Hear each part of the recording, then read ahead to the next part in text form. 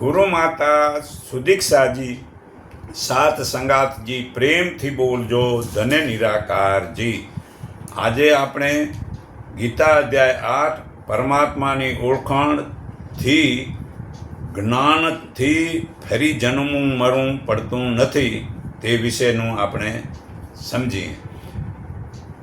અર્જુને કહ્યું, હે ભગવાન, જે બ્રહ્મનો આપે આટલો મહિમા ગાયો છે તે ભગવાન શું છે, આધ્યાત્મિક શું છે, કર્મ શું છે, આદિભૂત કોને કહેવાય છે અને આદિ દૈવિક શું કહેવાય છે?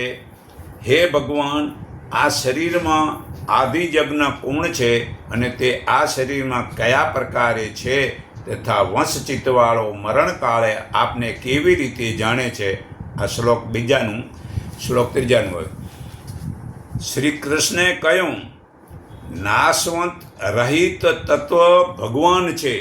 તેનો સ્વભાવ આધ્યાત્મિક કહેવાય છે અને પ્રાણી માત્રને ઉત્પાદન કરનારી અને વિકાસ કરનારી સૃષ્ટિ ક્રિયા તે કર્મ કહેવાય છે. શ્લોક ચોથો. નાશવંત પદાર્થ આદિભૂત છે. આત્મા ચેતન અધિષ્ઠા આદિદેવ છે તથા હે દેહધારીઓમાં હે શ્રેષ્ઠ અર્જુન, પ્રાણી માત્રના દેહમાં અંતર્યામી રૂપી રહેલો હું એટલે વાસુદેવ જ આદિ યજ્ઞ છે, જે અંતકાળે મારું જ સ્મરણ કરતો. જ્યાં સ્મરણ આવે એટલે પરમાત્માની જાગૃતિ કહો કે એનામાં લીન થઈ જાઓ, એ સમજો, ટંકા નથી પાડવાના. સ્મરણ કરતો શરીર છોડી જાય છે તે મારો ઈશ્વર ભાવ એટલે કે મારા સ્વરૂપને જ પામે છે, એમાં સંશય નથી. તો પરમાત્મામાં આપણી આ સુરતા જોડીને મતલબ આપણું મૃત્યુ થાય તો ચોક્કસ મતલબ કે જે છે પરમાત્મામાં જ મતલબ કામ પામીએ. તો અથવા હે કુંતી, હે અર્જુન, મનુષ્ય અંતકાળે જે ભાવનું સ્મરણ કરતો શરીર છોડે છે તેને તે જ પામે છે, કેમ કે હંમેશા તે ભાવની ભાવનાવાળો હોય છે. જો અહીંયા સ્મરણનું કહ્યું, સ્મરણ એટલે ભગવાનને આમ યાદ કરવાના. સ્મરણની જગ્યાએ ક્યારે મતલબ કે ટંકા નથી પાડવા, મંત્ર બોલવાનું નથી કહેતી ગીતા. ગીતામાં જ્યાં સ્મરણ આવે ત્યાં યાદ રાખવાનું, આમ યાદ કરવા, આ સુરતા પરમાત્મા પરાવવાની.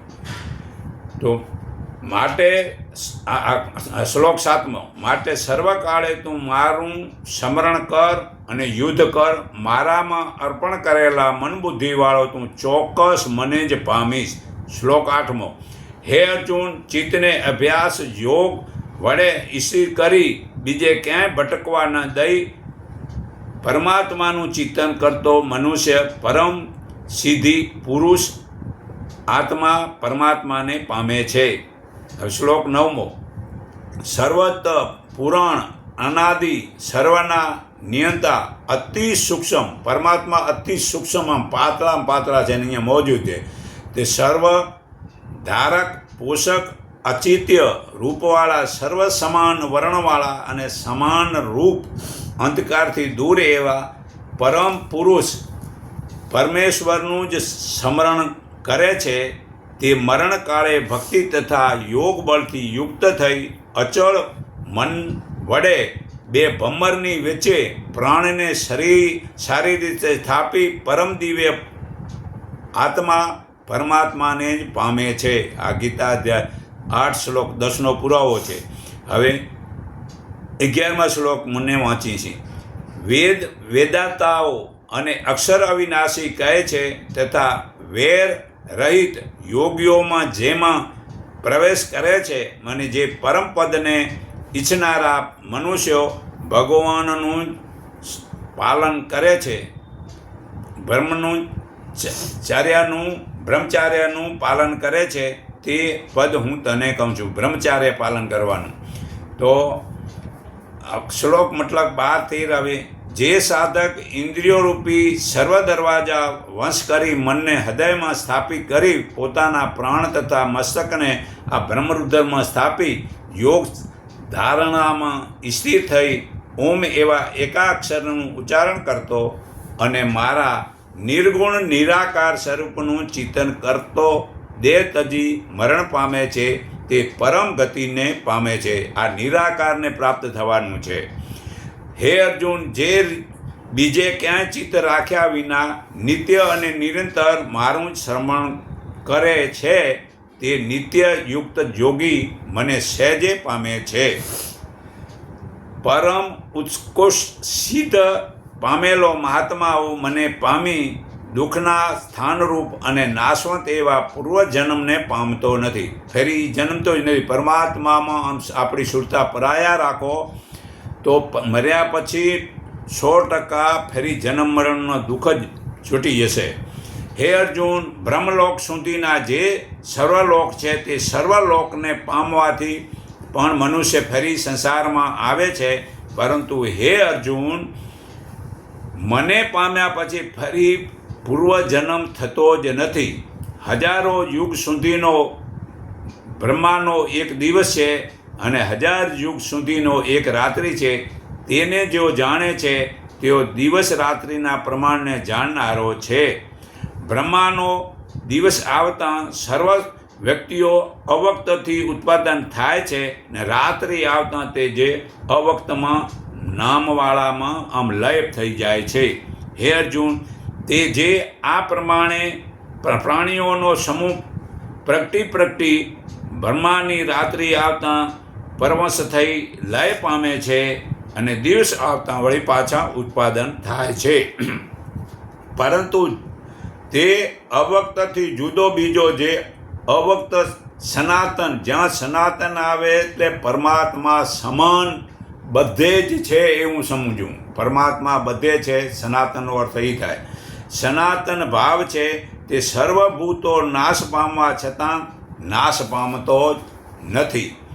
એ અવક્ત અક્ષર અવિનાશી કહેવાય છે અને તેને જ શ્રુતિઓ પરમ ગતિ કહે છે. જેને પામીને જ્ઞાની આ સંસારમાં પાછો ફરતો નથી તે મારું પરમધામ છે. આ અધ્યાય 8માનો 21મો શ્લોક. આ પરમધામ એટલે અહીંયા જ રહ્યું, અહીંયા મોજૂદ પરમાત્મા એમાં લીન થઈને જો મૃત્યુ થાય તો પણ ફરી એ પરમધામમાં પહોંચી જાય, પછી ફરી જન્મતો જ નથી. હે પાર્થ, સર્વભૂતો જેની અંદર રહ્યા છે અને જે પરમાત્મા વડે આ સર્વ જગત વ્યાપેલું છે તે પરમ પુરુષના દર્શન તો અન્ય ભક્તિ વડે થાય છે. જ્યાં અન્ય કહેવામાં આવે ત્યાં અન્યનો અર્થ થાય સ્વાર્થ રાખ્યા વિના, તેને અન્ય કહેવાય.